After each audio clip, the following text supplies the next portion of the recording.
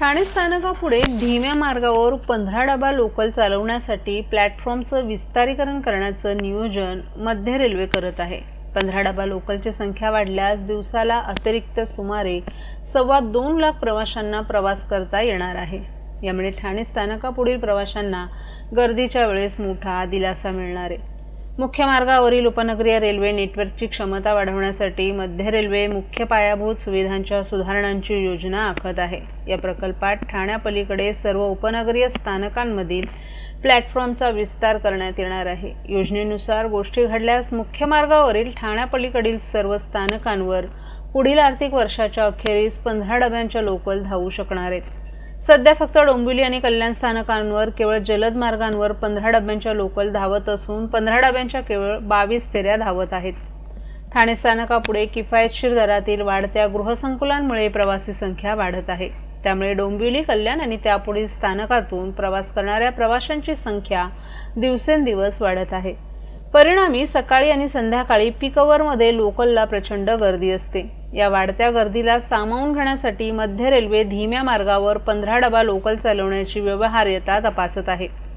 त्यासाठी ठाणे आणि कल्याण दरम्यान 15 डबा लोकल चालवण्यासाठी धीम्या मार्गावरील सर्व प्लॅटफॉर्मच्या विस्तारासाठी व्यवहार्यतेचा अभ्यास केला जात आहे। कल्याण आसनगाव आणि कल्याण बदलापूर दरम्यानच्या प्लॅटफॉर्म विस्ताराचं काम यापूर्वीच मंजूर आहे। बदलापूर कर्जत आणि आसनगाव कसारा मार्गावरील प्लॅटफॉर्मच्या विस्तारासाठी प्रस्ताव पाईपलाईनमध्ये आहेत। हे प्रस्ताव लवकरच मंजुरीसाठी पाठवण्यात येणार आहेत। महाराष्ट्रातील भगिनींना आधार देणारी राज्य शासनाची मुख्यमंत्री माझी लाडकी बहीण योजना। या योजनेअंतर्गत अल्प उत्पन्न गटातील 21 ते 65 वयोगटाच्या भगिनींना मिळणार दरमहा 1500 रुपयाची मदत। अर्ज करण्यासाठी 31 ऑगस्ट 2024 पर्यंत मुदतवाढ। कुटुंबाचं वार्षिक उत्पन्न 2.5 लाख रुपयांपेक्षा कमी असलेल्या महिला पात्र।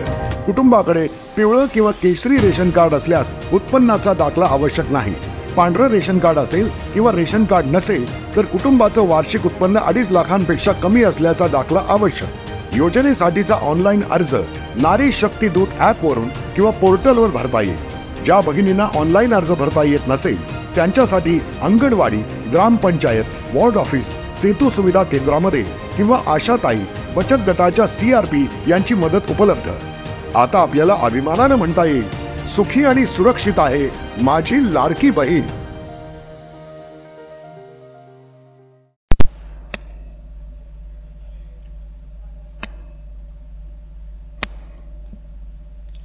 राज्यात आता विधानसभेची आचारसंहिता कोणत्याही क्षणाला लागू शकते। निवडणूक आयोग पत्रकार परिषद घेऊन राज्याच्या विधानसभा निवडणुकांची घोषणा करण्याची शक्यता वर्तवण्यात येते। त्यामुळे मंत्रालयात हालचालींना वेग वाढलाय। आज महायुती सरकारची ही शेवटच्या मंत्रिमंडळाची बैठक ठरण्याची शक्यता होती। या बैठकीत मुख्यमंत्री एकनाथ शिंदे यांची राज्य मंत्रिमंडळात मोठी घोषणा केली आहे। मुंबईतील प्रवेश करणाऱ्या 5ही टोल नाक्यांवर हलक्या मोटार वाहनांना संपूर्ण टोल माफी करण्यात आली आहे। काल रात्री 12 वाजल्यापासून याची अंमलबजावणी करण्यात आली। महायुती सरकारची ही शेवटच्या मंत्रिमंडळाची बैठक ठरण्याची शक्यता आहे। त्यासाठी काल मोठ्या प्रमाणावर निर्णय मंत्रिमंडळाच्या बैठकीत घेतले गेले। मंत्रिमंडळाच्या बैठकीच्या संदर्भात मोठी गोपनीयता ठेवण्यात आली आहे। मंत्रिमंडळ बैठकीचा अजेंडा मंत्र्यांना थेट बैठकीत दिला जाणार आहे। बैठकीच्या आधी कोणत्याही मंत्र्यांना किंवा अधिकाऱ्यांना अजेंडा देण्यात आला नाही। त्यामुळे आयत्यावेळी अनेक निर्णय होणार आहेत। मुंबईतील टोलमाफीचा मोठा बोजा राज्याच्या तिजोरीवर पडणार आहे। जवळपास 5000 कोटी रुपयांचा भार राज्याच्या तिजोरीवर पडणार आहे। मुंबईतील 5 टोल नाक्यांवरील टोलमाफीचा निर्णय घेतल्यानंतर राज्य सरकारला जवळपास 5000 कोटी रुपये संबंधित कंत्राटदारांना द्यावं लागणार आहेत। 5 टोलपैकी 4 टोलची मुदत 2027 पर्यंत आहे, तर 1 टोल 2029 पर्यंत आहे। मुंबईत प्रवेश करणाऱ्या सर्व हलक्या वाहनांना टोल वसुली मिळणार आहे। आगामी विधानसभा निवडणुकीच्या तोंडावर राज्य सरकारची मोठी लोकप्रिय ही घोषणा ठरणार आहे।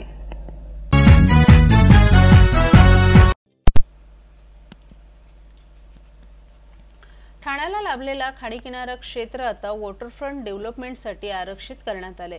राज्य शासनाने नुकताच या संदर्भात निर्णय जारी केलाय। त्यामुळे खाडीलगत भराव टाकून होणाऱ्या अतिक्रमणाला चाप बसणार आहे। शिवाय सुशोभीकरणामुळे येथे उत्तम पर्यटन स्थळांची निर्मिती होणार आहे। तसंच स्थानिकांना रोजगाराची ही संधी मिळण्यास मदत होणार आहे। ओळा माजिवडा विधानसभा मतदारसंघाला मोठ्या प्रमाणात खाडी किनारा लाभला आहे. मात्र आजतागायत या खाडी किनाऱ्याच्या पर्यटनाच्या दृष्टिकोनातून सुनियोजित विकास झाला नाही. तसंच हे क्षेत्र दुर्लक्षित असल्यानं तेथे पर्यटक जास्त प्रमाणात आकर्षित होत नव्हते. तर खाडीलगत असलेलं क्षेत्र कांदळवनं अतिक्रमणानं नष्ट करून तिथे सिमेंट काँक्रीटची जंगलं उभं राहत असल्याचं चित्रही दिसून येत होतं. यावर निर्बंध आणून कांदळवनं संरक्षित करून खाडी किनारा सुनियोजित पद्धतीनं विकसित व्हावा यासाठी आमदार प्रताप सरनाईक प्रयत्न करत होते.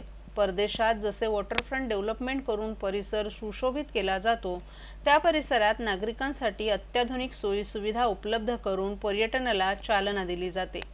त्याच पद्धतीने ओळा माजिवडा विधानसभा मतदारसंघातील खाडीलगत असलेलं आरक्षित क्षेत्र वॉटरफ्रंट डेव्हलपमेंटसाठी आरक्षित करावं यासाठी आमदार प्रताप सरनाईक यांनी मुख्यमंत्री एकनाथ शिंदे यांच्याकडे पाठपुरावा केला होता. त्यांच्या या प्रयत्नाला आता यश आले. त्यानुसार भाईंदरपाडा, मोघरपाडा, वडवली, कावेसर आणि कोलशेत येथील खाडीलगत असलेलं क्षेत्र वॉटरफ्रंट डेव्हलपमेंटसाठी आरक्षित केलं असून त्याचा शासन निर्णय प्रसिद्ध करण्यात आलाय.